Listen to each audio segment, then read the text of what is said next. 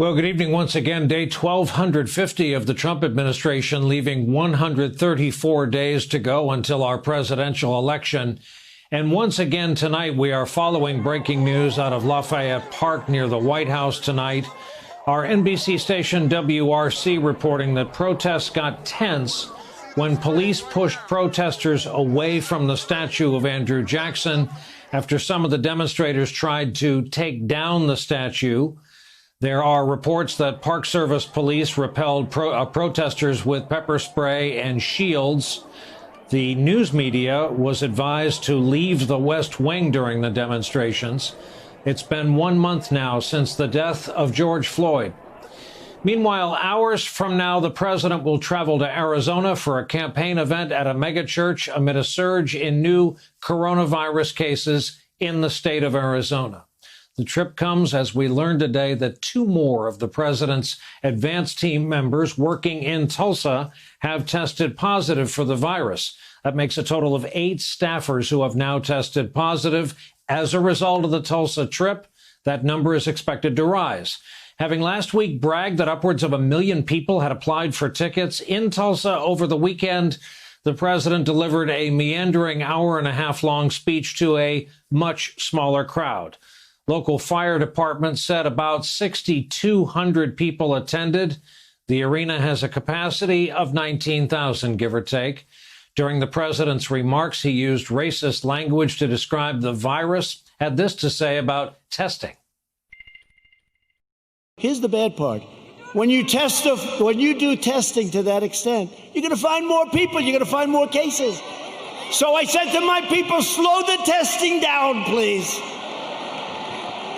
They test and they test. We got tests that people don't know what's going on. COVID, it's this. By the way, it's a disease, without question, has more names than any disease in history. I can name Kung Flu.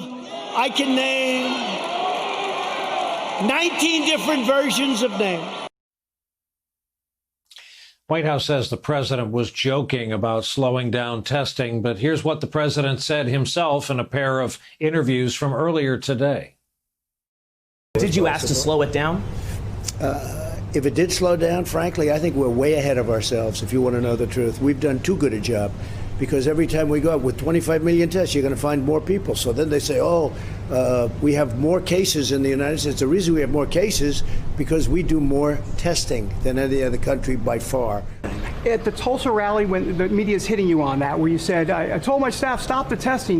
They're saying, was that tongue-in-cheek or? No, it's semi-tongue-in-cheek. I say it all the time. I know some people thought it was tongue-in-cheek. It's unfair.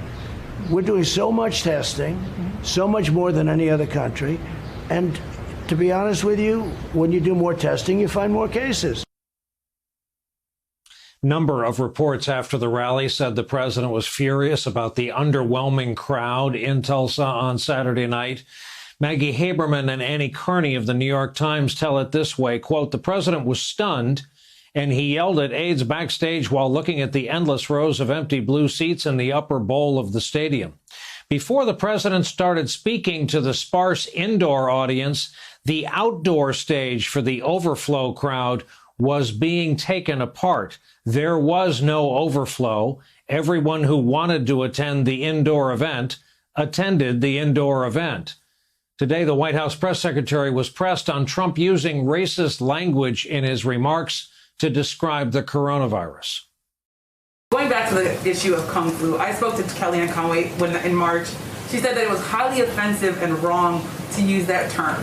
Does the president agree with Kellyanne Conway, or is he now saying that that term is not highly offensive and wrong? Because again, that was Kellyanne Conway's own words saying Kung Flu is wrong. The president does not believe it's offensive to note that this virus came from China and to stand up for our U.S. military, who China is making an active effort to completely defame, and that is unacceptable to the president.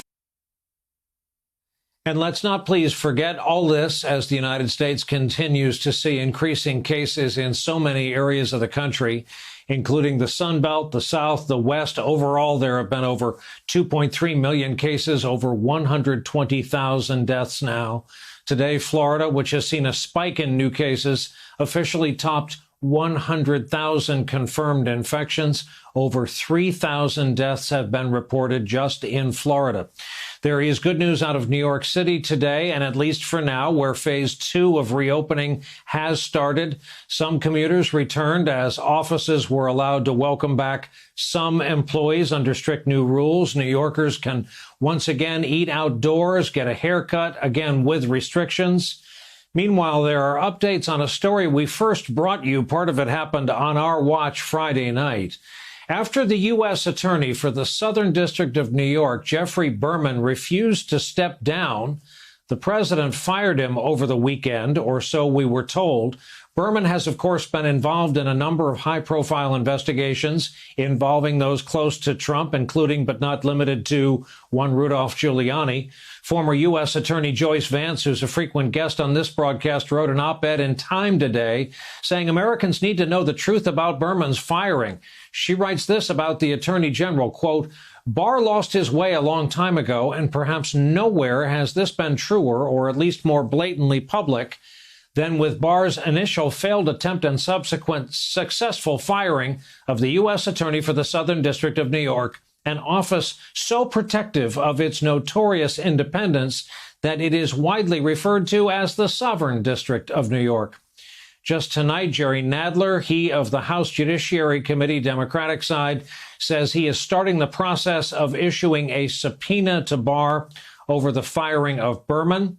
We're also hearing much more from the president's former national security advisor, John Bolton.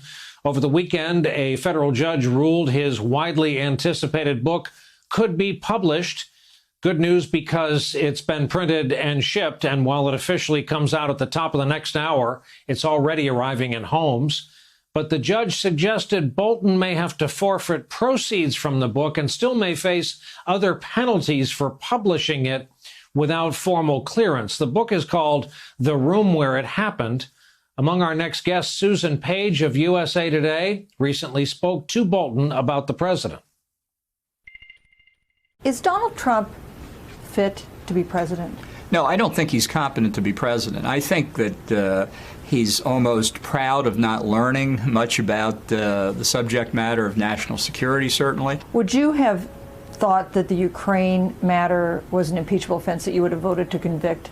Well, I think I probably would have, although honestly, we still don't know everything there is to know about Ukraine. And a lot of conduct can be reprehensible without being impeachable. Are you going to vote for Trump in November? I'm not going to vote for Trump. Don't get me wrong, I'm not going to vote for Biden either.